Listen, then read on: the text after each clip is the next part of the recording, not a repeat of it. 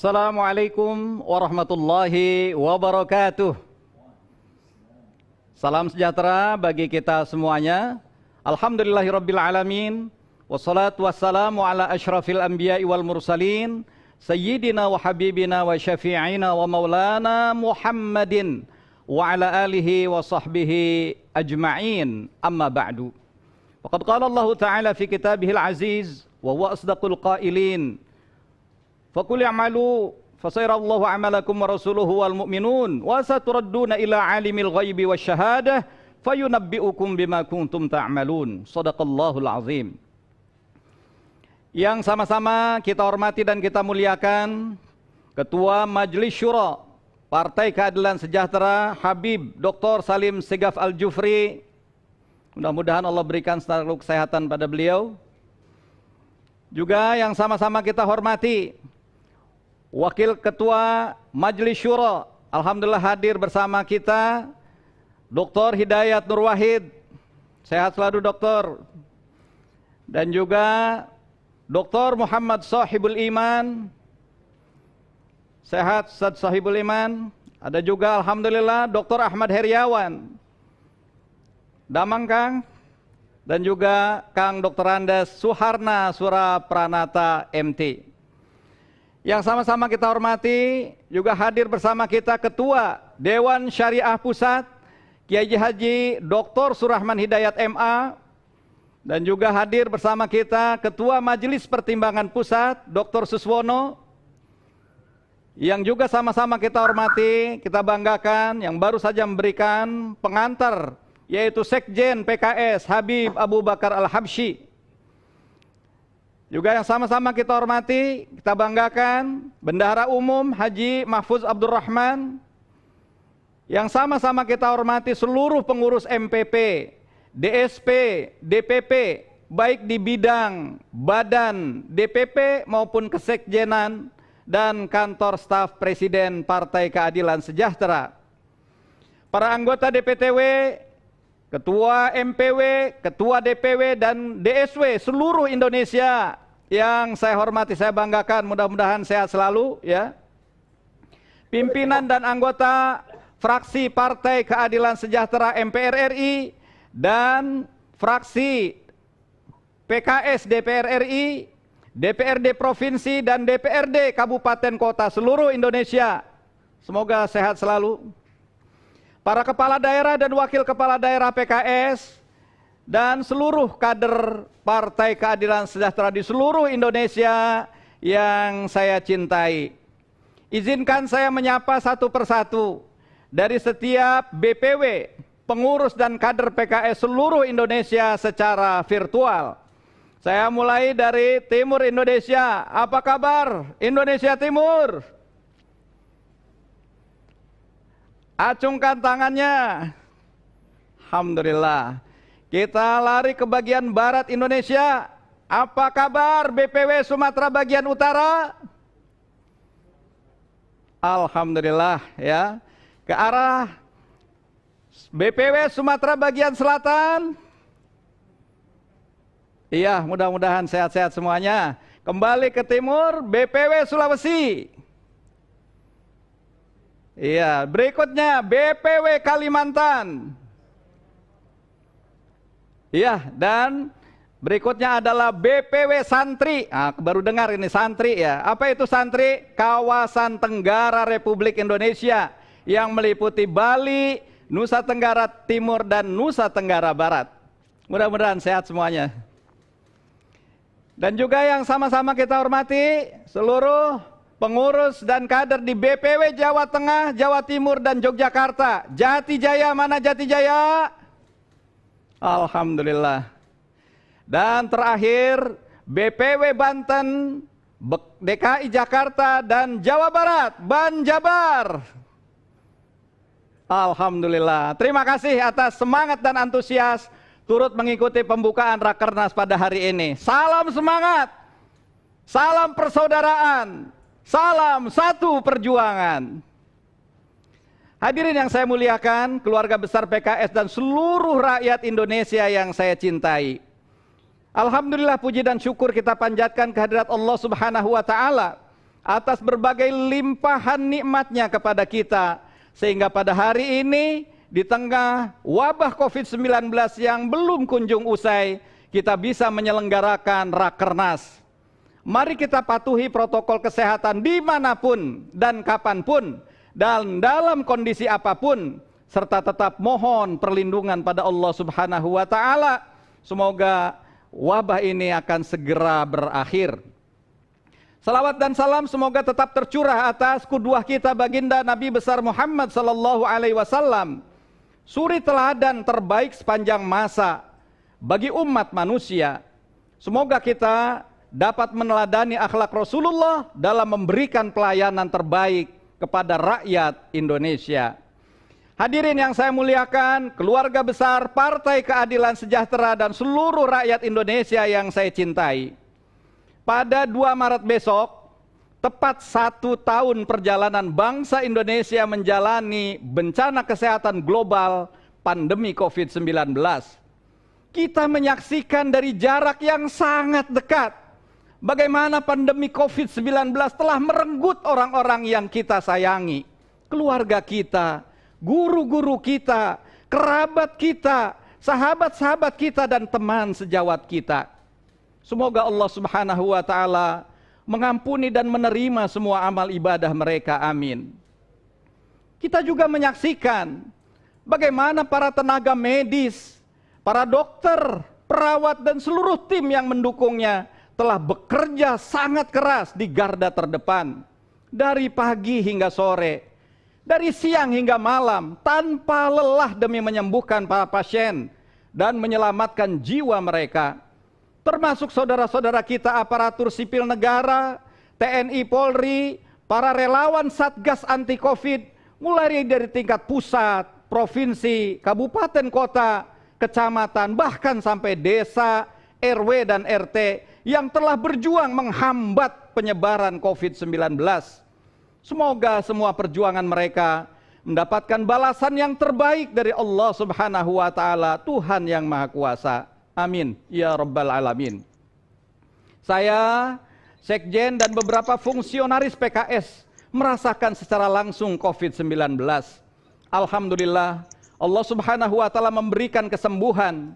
Sebagai rasa syukur kepada pengurus dan anggota PKS yang sudah sembuh dari COVID-19, saya meminta saudara-saudara untuk bersedia melakukan donor plasma konvalesen COVID-19. Saya akan tanya pada saudara-saudara sekalian, apakah saudara-saudara bersedia? Bersedia. Alhamdulillah. Bersedia. Inilah bentuk kesediaan yang sungguh sangat luar biasa. Insya Allah tindakan ini merupakan salah satu upaya yang dinilai oleh berbagai pakar kesehatan efektif untuk memberi dampak baik bagi kesembuhan penderita positif COVID-19. Semoga ini bisa menjadi gerakan nasional untuk membantu sesama. Hadirin hadirat sekalian, baik yang secara langsung maupun virtual yang saya hormati, saya banggakan, kita pahami bersama bahwa kasus positif di Indonesia terus mengalami peningkatan sejak outbreak pertama kali pada 2 Maret 2020. 1 tahun yang lalu, kasus positif dimulai dari 2 kasus. Namun kini telah mencapai lebih dari 1,3 juta kasus. Dengan korban meninggal mencapai lebih dari 35.000 orang. Dengan capaian ini, Indonesia menjadi salah satu negara yang tertinggi tingkat kasus dan jumlah korban meninggalnya di Asia. Upaya penanganan COVID dilakukan dengan 3T, testing, tracing, dan treatment. Data di akhir Februari 2020, jumlah total spesimen yang diperiksa sebanyak 10,7 juta atau baru 4% saja dari jumlah penduduk Indonesia. Angka 4% ini termasuk ke dalam 10 negara dengan jumlah tes terendah di dunia. Positivity rate atau rasio kasus positif di Indonesia juga sangat tinggi. Padahal standar WHO seharusnya di bawah 5%. Deretan angka statistik itu bukanlah deretan angka-angka semata. Laporan statistik ini adalah gambaran nyata bahwa bangsa Indonesia masih dalam kondisi yang tidak baik-baik saja. Pandemi masih belum terkendali. Krisis multidimensi akibat pandemi masih terus menghantui negeri. Pandemi bukan hanya berimplikasi kepada kesehatan dan keselamatan jiwa, tetapi bencana ini berdimensi luas, menyangkut ekonomi, sosial, budaya, bahkan politik. Banyak saudara-saudara kita pegiat UMKM yang terdampak. Banyak pekerja yang di PHK, pengangguran jadi meningkat, kemiskinan meluas, dan kesenjangan semakin menganga dan dampak buruk lainnya. Pemerintah tampak kurang mengantisipasi dan menangani pandemi ini sejak awal. Terlalu banyak catatan, bahkan terkesan meremehkan. Keselamatan rakyat yang dinyatakan sebagai hukum tertinggi tampak tak menjadi prioritas utama, bahkan dilanggar. Terbaru dan paling menyedihkan, mempertontonkan cacat keteladanan dan cacat penegakan hukum di hadapan publik dengan melanggar protokol kesehatan COVID-19, menciptakan kerumunan yang dapat mengancam kesehatan dan keselamatan jiwa rakyat di Nusa Tenggara Timur. Saudara-saudara sekalian, seluruh kader simpatisan PKS di seluruh Indonesia, mungkin saja ada 1000 alasan yang akhirnya membuat kita pasrah begitu saja dengan keadaan. Tapi tetap harus ada 10.000 alasan, bahkan ratusan ribu alasan yang harus membuat kita bangkit. Apakah saudara-saudara sekalian siap untuk bangkit? Siap. Mari kita bergandengan tangan untuk saling menguatkan, bersatu melawan COVID-19. Setiap musibah sejatinya mengandung hikmah. Mari jadikan cobaan ini sebagai sarana muhasabah bagi kita semuanya, jalan bagi seluruh elemen bangsa untuk bersatu. Insya Allah, mari kita jemput pertolongan Allah dalam menyelesaikan pandemi ini. Sesungguhnya pertolongan itu sangatlah dekat. Keluarga besar PKS yang saya cintai, hari ini dan beberapa hari ke depan, kita berkumpul secara langsung maupun secara virtual dengan satu semangat untuk bersama-sama menyusun program kerja nasional PKS periode 2020 dan 2025. Program kerja ini adalah manifestasi dari amanah Musyawarah Nasional 2020 yang lalu. Oleh karena itu, kita harus benar-benar serius dalam mengkonsepkannya, dalam mendiskusikannya, dan mematangkannya. Tidak lain, tujuan utamanya sesuai dengan tema Rakernas kita, terus melayani dan membela rakyat. Dalam kesempatan ini saya ingin menyampaikan 3 koridor penting dalam penyusunan program kerja nasional Partai Keadilan Sejahtera. Koridor yang pertama adalah landasan gagasan. Seluruh program kerja PKS harus memiliki 3 gagasan. Pertama, gagasan dari seluruh program kerja PKS harus berakar dari nilai-nilai Islam yang universal dan substansial, yang membawa rahmat bagi seluruh alam. PKS adalah partai Islam, maka setiap tarikan nafas perjuangannya membawa misi Islam rahmatan lil alamin. Mari kita tunjukkan keindahan nilai-nilai Islam dalam kehidupan sosial dan politik kita. Landasan yang kedua adalah seluruh program kerja PKS harus membawa semangat nilai-nilai Pancasila. Konstitusi Undang-Undang Dasar Negara Republik Indonesia tahun 1945, Negara Kesatuan Republik Indonesia dan Bhinneka Tunggal Ika. PKS meyakini bahwa misi kebangsaan dan misi keislaman adalah satu kesatuan yang tak terpisahkan. Inilah sikap yang dicontohkan oleh para pendiri bangsa seperti Insinyur Soekarno, Dr. Muhammad Hatta, Muhammad Nasir, Haji Agus Salim, dan Kiai Haji Wahid Hashim, dan para pendiri bangsa lainnya. Landasan ketiga adalah landasan organisasional. Saya meminta kepada seluruh fungsionaris untuk selalu mengacu kepada tata aturan partai. Kita memiliki anggaran dasar, anggaran rumah tangga partai, pedoman, panduan, arahan pimpinan, dan juga platform kebijakan pembangunan partai yang bisa menjadi referensi dalam menyusun program-program kerja partai 5 tahun ke depan.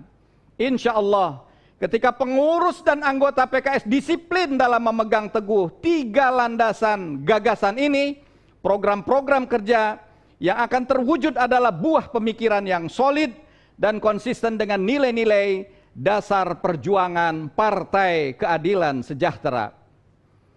Koridor kedua adalah landasan pelaksanaan. Ada beberapa prinsip dalam landasan pelaksanaan. Yang pertama adalah solutif, menyelesaikan permasalahan.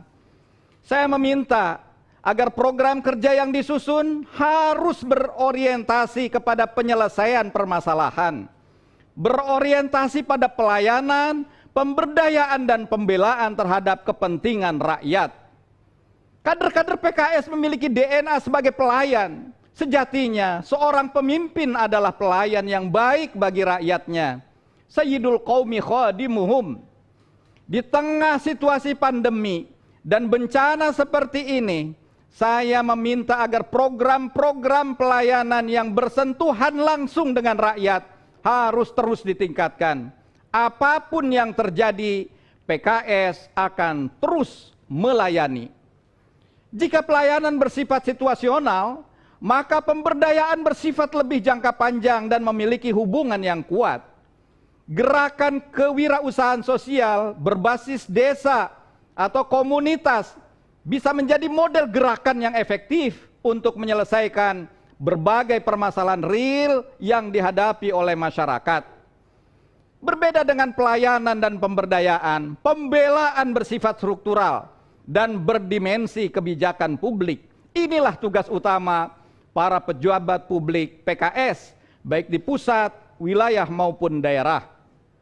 Karena mereka secara konstitusional telah disumpah untuk berjuang membela kemaslahatan rakyat. Kader-kader PKS yang menjadi anggota legislatif dan pemimpin daerah harus menjadi ujung tombak dalam menyukseskan program-program kerja yang berdimensi pembelaan kebijakan publik. Tugas utama legislator adalah mengawal legislasi, anggaran, dan jalannya roda pemerintah. Itulah inti dari pembelaan kebijakan. Sungguh merdu lantunan ayat, menyentuh hati menambah iman. PKS melayani dan membela rakyat, siap membangun peradaban. Allahu Akbar. Prinsip kedua adalah kolaboratif. Sekarang kita memasuki era kolaborasi. Tidak boleh ada ego sektoral. Bidang, badan di DPP, fraksi MPR RI, fraksi DPR RI, semua harus berkolaborasi dengan baik. Harus menjadi pemain tim yang baik, be a good team player. Bukan hanya berkolaborasi internal, tetapi harus membangun jejaring kolaborasi dengan berbagai elemen kebangsaan. Buka komunikasi seluas-luasnya. Jadilah kader-kader yang inklusif, berpikiran terbuka, dan mau bergaul dengan beraneka ragam kelompok dan golongan. Apalagi ketika PKS membangun posisi politik sebagai oposisi, maka PKS harus rajin membangun komunikasi dan kolaborasi dengan elemen-elemen koalisi masyarakat sipil, elemen-elemen kebangsaan, dan elemen-elemen keumatan, baik yang satu agama maupun yang lintas agama. Kehadiran PKS harus membawa pesan persahabatan, bukan permusuhan. Kehadiran PKS harus membawa kemaslahatan, bukan kemudaratan. Kehadiran PKS harus menjadi bagian dari solusi, bukan bagian dari permasalahan.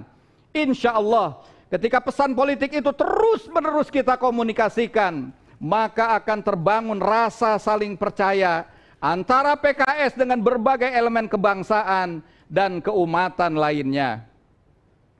Koridor ketiga adalah landasan pemenangan. PKS adalah partai politik, bukan NGO atau ormas.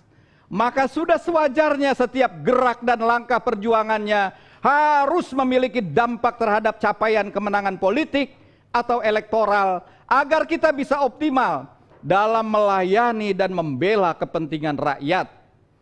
Dengan pertimbangan tersebut, saya meminta kepada seluruh fungsionaris untuk benar-benar mendesain program kerja bukan hanya solid dari sisi gagasan dan taktis dalam pelaksanaan, tetapi juga berdampak secara signifikan terhadap tujuan-tujuan kemenangan politik. PKS sejak kelahirannya hingga saat ini sudah mengikuti 5 kali pemilu legislatif nasional, 4 kali pemilihan presiden dan wakil presiden, dan ratusan pemilihan kepala daerah baik di tingkat provinsi maupun kabupaten kota. Dalam pemilu legislatif kita menyaksikan PKS pernah menjadi partai papan bawah, yakni pada pemilu 1999 saat itu masih Partai Keadilan. Kemudian PKS konsisten berada di partai papan tengah dengan kisaran suara 7% atau sekitar 8 hingga 8,5 juta suara pada pemilu 2020, 2024, 2004, 2009 dan 2014. Alhamdulillah, pada pemilu 2019 PKS naik 3 juta suara sehingga menembus 2 digit menjadi 11,5 juta suara atau 8,21%. Dari data tersebut, maka kita dapat menyaksikan suara basis PKS sekitar 8 hingga 8,5 juta suara. Pemilu 2019, PKS berhasil melakukan ekspansi di luar basis suaranya dengan tambahan 3 juta suara. Ini sebuah prestasi yang baik dan warisan yang berharga dari kepengurusan DPP PKS sebelumnya di bawah kepemimpinan Dr. Muhammad Shahibul Iman. Jazakumullah khairan katsira Ustaz MSI. Kita beri aplaus pada beliau. Kedepan kita akan tingkatkan dengan melahirkan kader-kader terbaik untuk mengisi kepemimpinan baik nasional maupun daerah. Allahu Akbar. Dalam Rakernas PKS ini saya meminta agar kita semua benar-benar menyusun program yang bisa menjadi daya ungkit atau leverage bagi partai untuk bisa mencapai target yang sudah ditetapkan. Paling tidak ada 2 kunci utama daya ungkit, yaitu inovasi dan multiplikasi. Kita semua harus terus-menerus mengasah pikiran-pikiran kita agar program-program PKS relevan dengan situasi kekinian. Kita harus keluar dari pikiran-pikiran lama menuju pikiran-pikiran baru yang fresh dan menginspirasi. Indonesia tengah menghadapi bonus demografi. Pada 2020 jumlah penduduk usia produktif mencapai 68% dari total jumlah penduduk Indonesia. Puncaknya pada tahun 2030 Angkatan Kerja Indonesia mencapai 71%. Data BPS tentang komposisi penduduk Indonesia juga menunjukkan bahwa generasi milenial dan Z mendominasi komposisi penduduk Indonesia. Jumlahnya sekitar 53% dari total 270 juta jiwa penduduk Indonesia. Realitas tersebut harus mendorong kita untuk mendobrak kebuntuan dan kejumudan. Tawarkan sesuatu yang benar-benar dibutuhkan generasi saat ini. Tanpa adanya inovasi, maka kita akan terjebak dalam rutinitas business as usual. Dan akhirnya kita stagnan dan tidak ada progres. Jadikan bonus demografi sebagai sebuah keberkahan dengan mempersiapkan diri dan SDM bangsa ini dengan sebaik-baiknya. Jangan sampai kita abai atau kita lalai sehingga bonus demografi justru akan menjadi bencana kemanusiaan. Jumlahnya banyak tetapi tidak berkualitas. Saudara-saudara, kader Partai Keadilan Sejahtera dan seluruh bangsa Indonesia yang saya cintai, saya banggakan. Selain inovasi, kita harus melakukan multiplikasi atau penggandaan. Dalam istilah anak-anak milenial yang bergerak dalam startup, dikenal istilah growth hacking, strategi bertumbuh yang tidak konvensional. PKS harus mampu mencari faktor pengganda agar bisa tumbuh dengan lebih cepat dan masif. Oleh karena itu, kita harus pandai-pandai mencari sumber-sumber pertumbuhan baru dan cara-cara baru. PKS harus keluar dari zona nyaman. Ini membutuhkan sikap dewasa, terbuka dan adaptif dengan berbagai perubahan. Saya mengucapkan selamat bekerja, selamat mematangkan program-program kerja partai dalam rapat kerja nasional PKS. Semoga Allah Subhanahu wa taala terus memberikan bimbingan, kekuatan, keberkahan dan rahmatnya kepada kita semuanya. Sungguh manis si buah nanas dimakan bersama Ustadz Hidayat. Selamat melaksanakan Rakernas, terus melayani dan membela rakyat. Allahu Akbar. Fasiru bi barakatillah fa innakum faizun. Berjalanlah dalam keberkahan Allah, sesungguhnya kalian adalah para pemenang. Inilah yang dapat saya sampaikan dalam kalimat pembukaan ini. Kurang lebihnya saya mohon maaf. Billahi taufiq wal hidayah, wallahul muwafiq ila aqwamit thariq. Nasrun minallahi wa fathun qarib. Assalamualaikum warahmatullahi wabarakatuh. Allahu Akbar, Allahu Akbar, Allahu Akbar. Merdeka, merdeka, merdeka.